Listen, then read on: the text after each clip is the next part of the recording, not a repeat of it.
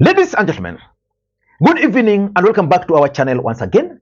And it is my hope and prayer that this video is going to find you guys in good health. Personally, I am fine, as you can see. Kisumu is fantastic, and maybe you could also let me know where you're watching the video from, the county or the country, in case you are out of the republic. Ladies and gentlemen, I've always told you on this particular platform that in politics, nothing happens out of mere coincidence, and that everything in politics is normally well planned, well scripted, and executed to achieve a specific political objective. Nothing just happens out of mere coincidence in politics.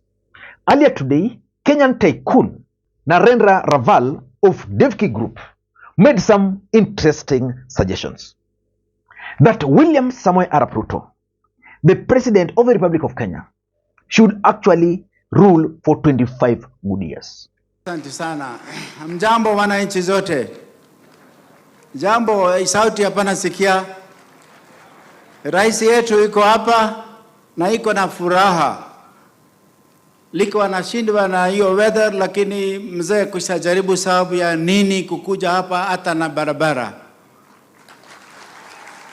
He loves us so much, he loves this country so much that especially myself, I have no words to say thank you to him. God gives him 100 years of life.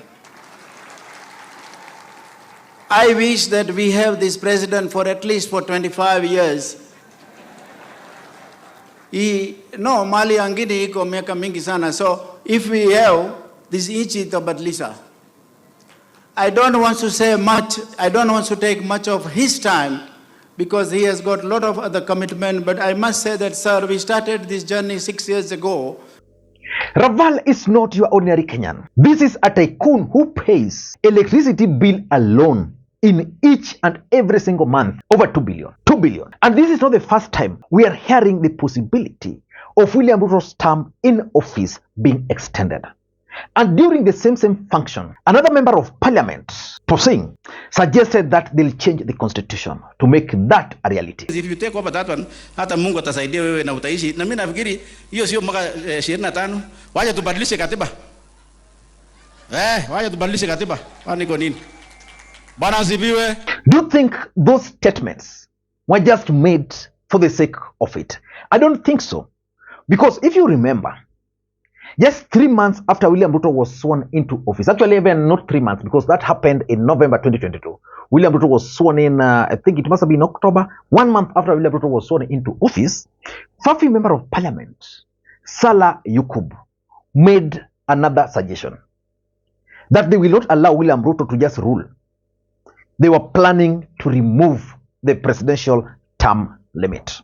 Yangu ni machache kabisa ya kwamba tumefurahia serikali ya Ruto vile amegawa maviti, ni kila region, kila community imewakilishwa katika hizo maviti zote, na hakuna misera nyingi ambayo anataka kutifanya.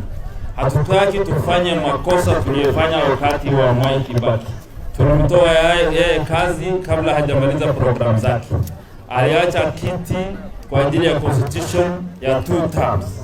Mimi na wabunge wenzangu tuko na mjadala inaendelea saa hizi, na mjadala yenyewe na tunataka kuambia Wakenya ya kwamba mambo ya 2 terms haiwezi kufikisha sisi. Tunataka mjadala yenyewe ikuwe ya umri. Mtu akifikisha 75 ndio hawezi contest. Kabla hiyo anaweza contest. So tunaambia mjadala ama terms ama requirement ya constitution ya presidency ikuwe ni umri ya mtu ambaye anagombania kiti, na umri yenyewe ikuwe 75, sio term 2, term 3, term 4. Kwa vile mainchi ambayo zimeendelea kama German, Mikel alikuwa pale miaka karibu 20, Australia hapo pale 2013, Norway hapo alikuwa pale miaka 4. And of course, we witnessed William Ruto responding to him by suggesting that as the President of the Republic of Kenya, he will never allow that to happen. I can assure you that is just talks. Listening to William Ruto at that particular time. And while I encourage everybody to enjoy and to use that democratic space, and while we believe in democracy and everybody is free to say everything they want to say. But I also want to say that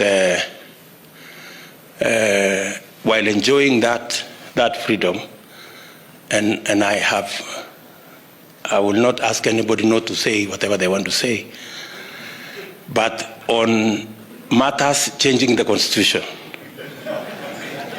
I want to tell you that the discussion on changing the constitution for parochial, selfish, personal matters is no space to go.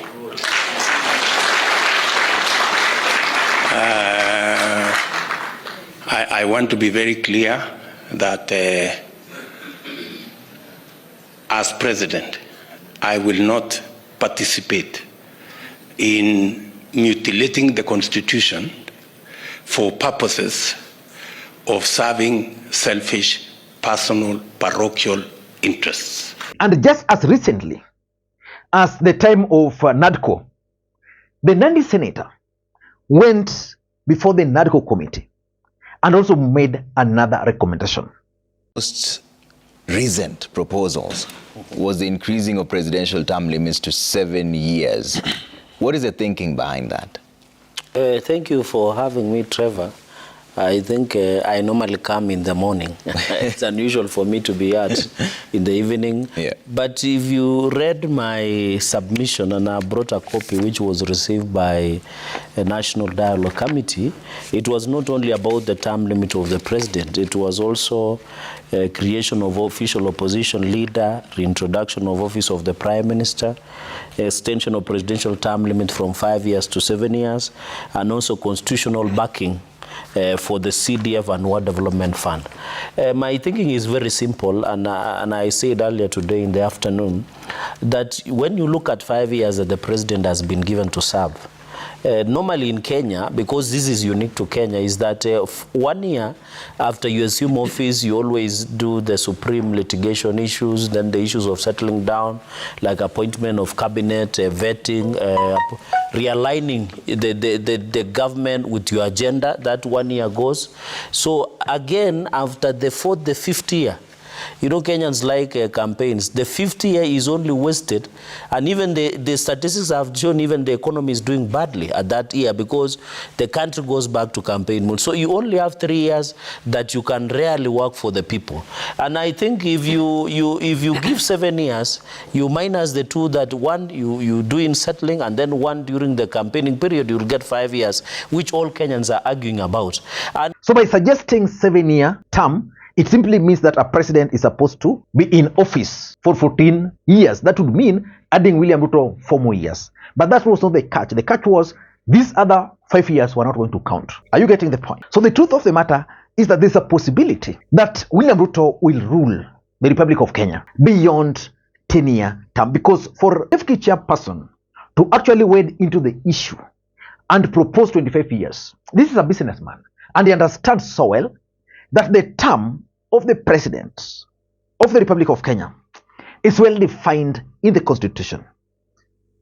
5 years, then you seek for a fresh mandate. If Kenyans give you another fresh mandate, then another 5 years. Then after that, unafunga vitu zako, you leave. That is what our constitution is saying.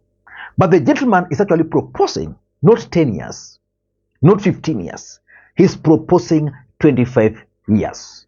So in this video, I want us to figure out what the gentleman was trying to say. Before we do that, for those who are watching this channel for the first time, please take a second or two, click that subscribe button so that next time we produce a video like this, YouTube will automatically notify you. And to the subscribers, I want to continue thanking you guys for your continued support, because without that support, this channel cannot be where it is. Ladies and gentlemen, without any further ado, allow me to dive in, and again allow me to also thank the following people. You are seeing their names there for the coffee which they sent to me earlier today. Ladies and gentlemen, do you think William Ruto, or Kenya Kwanza for that matter, can engineer a constitutional change that will either remove the term limit or extend the term for the president? Let me give you my prediction. My prediction is that William Ruto will engineer constitutional change in his second term in office. He can't dare do that in the first term. And that's why I've always told you that even that NADCO report, which is supposed to be subjected to a referendum, they will figure out the best way to avoid a referendum. In the first term, William Ruto would not want to face Kenyans in a referendum. But in the second year, he will have nothing to lose. And that constitutional amendment will not happen through a referendum because Kenyans will throw it out. It's going to happen in parliament. And because Raila Odinga will not be there, and that's why William Ruto is actually working so hard to ensure Raila Odinga goes outside. The truth of the matter is that as we go for the 2027 election, Kenyans must monitor William Ruto's activities, especially his interest on the members of parliament to be elected. And that's why I would suggest for Kenyans that when it comes to members of parliament, we've seen the caliber of members of parliament Kenya Kwanza gave us in the last election. So my suggestion is that they should figure out the best individuals, because in the second term, William Ruto will ensure that Kenya Kwanza will have absolute majority in parliament. And because we'll have nothing to lose, he's going to engineer that change. And because remember, Raila Odinga will be out of the country. Apart from Raila Odinga being out of the country, the other thing which is going to happen is that after the election, we are going to have the office of the official opposition leader. Raila out of the picture, someone will be placed in that office. That office will be higher than a cabinet secretary, flag, staffs, police, akienda. So the guy will be comfortable. He will not see the need of going to the street. And of course, the occupier might be someone who has never really felt the wrath of tear gas. So the thing is, there is no way Devki Group chairperson can just talk like that.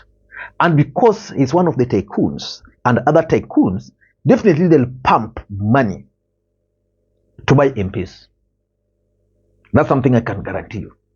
But what can Kenyans do to stop that? Because Kenyans will be left alone. Number one, they must elect independent MPs. I'm not talking of independent being an independent candidate. No. Just figure out in ODM, for example, who is independent-minded in your area. Because most people will choose those political vehicles based on the regions, their strength in the region. If you are a member of UDA and want to support Ruto, then but still you don't want the term to be extended, figure out in your area who will be the most independent to vote for. Number two, the civil society in Kenya almost died. But I can see them trying to revive, but they must be strengthened. We need a strong civil society in the absence of Raila Odinga, because it's like this country has left the burden of the country on the shoulder of one individual, Raila Odinga. But the civil society can actually come in. And I'm also hoping that the religious community, which is the church, the Muslim nation, should also be very serious with their work, because their work is not to invite politicians to go to churches and pray with them every Sunday and receive harambes. No. The churches should be the face of the country. Not that when you talk of Kenyan church, then you just predict the kind of the country we have.